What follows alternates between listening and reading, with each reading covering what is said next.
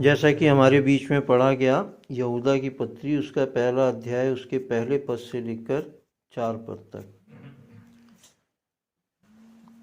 यहाँ यहूदा जो यीशु मसीह का चेला था और अपने आप को बता रहा है कि मैं याकूब का भी भाई हूँ, तो वो सबसे पहले पद में कहता है कि यहूदा की ओर से जो यीशु मसीह का दास और याकूब का भाई है, उन बुलाए हुए के नाम जो परमेश्वर पिता में प्रिय और यीशु मसीह के लिए सुरक्षित हैं। यानी कि ये पत्री जो उसने लिखी है, एक छोटा अध्याय ही है पूरा, है, लेकिन ये उसने किन के लिए लिखी है समझने में उसने पहले ही पद में हमें बताया है कि ये किसी विशेष के लिए नहीं, परंतु हर एक के लिए उसने इस बात को पहले पद में घोषित किया है, बताया है कि यह पत्री उनके नाम है जो परमेश्वर पिता में प्रिय हैं और यीशु मसीह के लिए सुरक्षित हैं। देखो, संसार और संसार की बातें नाश हुई जाती हैं, लेकिन यीशु मसीह पर जो विश्वास रखते हैं वो यीशु मसीह में क्या है, सुरक्षित हैं। आज अगर हम बिछड़ जाते हैं, आज अगर हम, जैसे हमारे बीच में, मैं जब ये गाना मम्मू गा रही थी तो मैं इस गाने में सोच रहा था कि हकीकत बात है, इस गीत में जिस तरीके की है गीत ये हम लोगों ने गाया, तो उसमें हाँ, तो ये है कि हम लोगों के जब लोग वह बिछड़ जाते हैं, हमारे प्रिय जो होते हैं हमारे से जब बिछड़ जाते हैं, जैसा कि हमारे पिछले सालों में हमारे कई घर में परिवार में काजोल है, मम्मी है, दादी है, विजय है, ठीक है कि नहीं, बिंदे भैया हैं, मामा मामी हैं, ठीक, कई लोग हमारे ऐसे हैं जो हमारे प्रिय थे, जो हमसे आज बिछड़ गए हैं, अलग हो गए हैं। लेकिन क्या है, हमसे अलग होने के बावजूद भी वो क्या है कि विश्वास में गए हैं, तो इसलिए यीशु मसीह में वो क्या है, सुरक्षित हैं, सुरक्षित हैं वो, क्योंकि यीशु मसीह ने कहा है कि जिस प्रकार से मैं मुर्दों में से जी उठा हूं, वैसे ही हम सब भी अगर विश्वास में मरेंगे तो यीशु मसीह में जी उठेंगे, हैं। तो ये हमारे लिए एक बहुत ही शुभ संदेश यहूदा पहले ही पद में कहते हुए बता रहा है कि ये किसी विशेष के लिए नहीं, परंतु हर एक के लिए ये मेरी ओर से है कि जो परमेश्वर पिता में प्रिय और यीशु मसीह के लिए सुरक्षित हैं। आगे वो क्या समझाना चाहता है, इस चीज को हम आगे आने वाले पदों में देखेंगे। दूसरे पद में, दया और शांति और प्रेम तुम्हें बहुतायत से प्राप्त होता रहे। दया, शांति और प्रेम किसका? परम पिता परमेश्वर का, प्रभु यीशु मसीह का, पवित्र आत्मा का। कारण ये है ना कि जैसे हमने इस गीत में भी गाया कि हमसे क्या खता हुई है, क्या ऐसी वजह हुई है कि हमारा सब कुछ खत्म हो गया है। हम लोग यही अक्सर सोचते हैं कि हमारा जो बिगड़ जाता है, हमारा जो हमसे बिछड़ जाता है, या हमारा जो हमसे खो जाता है, या हमारा जो बर्बाद हो जाता है, चाहे वो धन हो, चाहे वो कुछ भी चीज़ें हो, चाहे मनुष्य हो, चाहे कुछ भी चीज़ें हो, जब वो खो जाता है, बिगड़ जाता है, तो हम लोग क्या सोचते हैं कि हमसे कुछ गुनाह हुआ है, पाप हुआ है, हमसे कुछ गलती हुई है। और अक्सर करके देखा जाए तो होता भी ऐसा ही है ना, कि हमसे कोई ना कोई गलती कई बार हो जाती है। हमारे को पिता परमेश्वर समझाने के लिए दंड स्वरूप में हमारे को, क्योंकि लिखा हुआ है कि जो पिता अपने बच्चों पे छड़ी नहीं उठाता वो हराम की औलाद गिनी जाती है। तो पिता कई बार हमें समझाने के लिए, हमें बताने के लिए वो हमारी ताड़ना भी करता है, ताकि हम उसकी ताड़ना के द्वारा सुधार अपने जीवन में ला सकें। क्योंकि हमारे लिए एक मृत्यु जो है एक बहुत बड़ी चीज़ है, क्योंकि मृत्यु से क्या होता है कि हमारे अंदर बिछाड़ आ जाता है, अलगाव आ जाता है, ठीक है कि नहीं। और जब अलगाव आ जाता है तो हमें एक दूसरे की याद आती है, और जब हमें एक दूसरे की याद आती है तो हमारे को कुछ अपनी गलतियां भी महसूस होती हैं, है ना। तो यहाँ दूसरे पद में यहूदा जो है वो ये समझाना चाहते हैं कि परम पिता परमेश्वर की दया और शांति और प्रेम तुम्हें बहुतायत से प्राप्त होता रहे। ठीक, तीसरे पद में, हे प्रियो, जब मैं तुम्हें उस उद्धार के विषय में लिखने में अत्यंत परिश्रम से प्रयत्न कर रहा था जिसमें हम सब सहभागी हैं, तो मैंने तुम्हें यह समझाना आवश्यक जाना कि उस विश्वास के लिए पूरा यत्न करो जो पवित्र लोगों को एक ही बार सौंपा गया था। इस एक अध्याय की पत्री के लिए किस तरीके से यहूदा हमें तीसरे पद में लिख रहा है कि मैं पत्री जब तुम्हें लिख रहा हूं या तुम लोगों को जो समझाना चाह रहा हूं, तो उसको समझाने से पहले मैंने इस चीज में बहुत परिश्रम किया है। परिश्रम क्या किया है कि अनुभव को उसने सोचा होगा, अनुभव को उसने समझा होगा। जो कुछ हमारे जीवनों में गुजरता है, जो परमपिता परमेश्वर के प्रिय और बुलाए हुए हैं, या उसके जीवन में गुजरा होगा जो उसका यीशु मसीह के साथ रहने वाला चेला था है। तो बहुत कुछ उसने सोच समझ के इस एक अध्याय के अंदर हमारे को समझाने का प्रयत्न किया है। और वो ये कह रहा है कि आवश्यक समझा कि उस विश्वास के लिए पूरा यत्न करो जो पवित्र लोगों को एक ही बार सौंपा गया था। आज हम लोगों के सबके जीवन में क्या है? आज हमने नया विश्वास तो नहीं पाया है, हमने पहले से विश्वास किया है ना। तो वो यही कह रहा है कि तुम्हें जो विश्वास सौंपा गया था या तुम्हें जो विश्वास मिला था पहले, उस विश्वास को पूरा करने का यत्न करो, है ना। तो विश्वास को पूरा करने का यत्न कैसे होगा?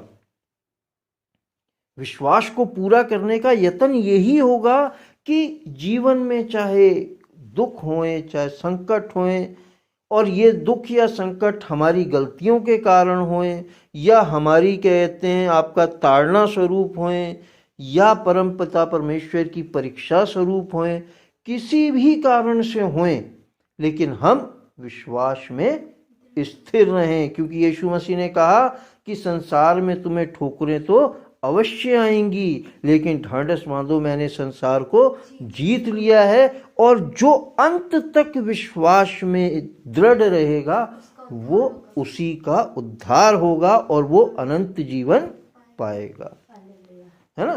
तो इस तीसरे पद में वो कितने बड़ी बात को समझाना हमें चाह रहा है कि कहीं ऐसा ना हो कि हम जीवन में दुखों को झेलते हुए, परेशानियों को झेलते हुए, अपनों से बिछड़ते हुए, अपनों से अलग होते हुए, है मौत में, गरीबी में, तंगहाली में। अभी हमने पिछली पत्रियों में पढ़ा था, कितना अन्ना है कि इब्रानियों की पत्री में पढ़ा था कि बहुतों ने तो विश्वास में आशा रखते हुए बहुत सी चीजों को पा लिया, अपने मरे हुओं को जिंदा भी पा लिया, लेकिन बहुतों ने क्या हुआ, विश्वास तो रखा लेकिन उन्हें वो चीजें नहीं मिली। लेकिन फिर भी क्या हुआ, वो विश्वास में ही मर गए और बने रहे, जबकि उन्हें वो चीजें प्राप्त नहीं हुई जिनकी उन्हें आशा थी।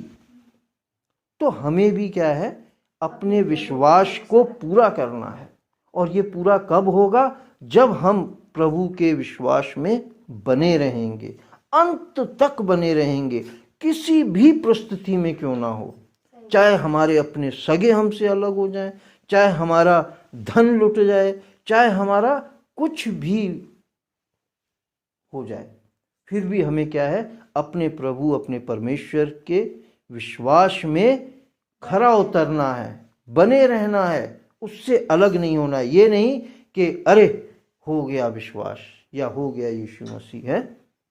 जबकि कई बार हम ऐसा भी लोगों से सुनते हैं, अरे कोई नहीं है यीशु मसीह, अरे कोई नहीं है खुदा, कोई कुछ नहीं है, कोई अपना नहीं है ना। जैसे इस गीत में भी हमने गाया है ना, कोई नहीं है। लेकिन याद रखना चाहिए हमें कि हमें अपने विश्वास में ऐसे नहीं बहकना है, हमें जबकि विश्वास में बने रहना है और ये समझना है चाहे कुछ भी ना रहे, लेकिन यीशु मसीह हमारे साथ बना रहेगा, क्योंकि उसने कहा है कि मैं तुम्हें अंत तक जगत के नहीं छोड़ूंगा, मैं तुम्हें दुनिया के अंत तक कभी नहीं छोड़ूंगा। तो हमें इस विश्वास में बना रहना है। चौथे पद पे ध्यान देंगे, क्योंकि कितने ऐसे मनुष्य चुपके से हम में आ मिले हैं जिनके इस दंड का वर्णन पुराने समय से पहले ही लिखा गया था। ये भक्तिहीन है और हमारे परमेश्वर के अनुग्रह को लुचपन में बदल डालते हैं और हमारे अद्वितीय स्वामी और प्रभु यीशु मसीह का इनकार करते हैं। बहुत से क्या होते हैं कि विश्वास को पूरा नहीं कर पाते और वो क्या होता है, भटक जाते हैं, यीशु मसीह को छोड़ देते हैं, जिसे कहते हैं ना कि बैकस्लाइड हो जाना। अपने विश्वास से वो मुकर जाते हैं, फिर अपनी वही पुरानी चीज़ों में चले जाते हैं, वही मूर्ति पूजा, वही अपनी पुरानी जिंदगी, वही लुचपन, वही सारी बातें, है ना। अब जबकि यहूदा हमें समझा दे रहा है कि उनके लिए पहले से दंड ठहरा दिया गया है। कई बार हम जब अपनी आशा या प्रेम की हुई वस्तु को खोते हैं तो हमें क्रोध आता है। हम लोग भाई, जैसे अब शारीरिक माता पिता को और बच्चे को ले लो, अगर हम क्या कहते हैं ना, अगर क्या कहते हैं बच्चे की जिद हम पूरी नहीं करेंगे तो वो बच्चा एकदम नाराज हो जाएगा, कहेगा नहीं तुम मेरे कोई भी नहीं हो, है ना, तुम मेरे को कुछ भी नहीं कर रहे, है ना, हो जाता है।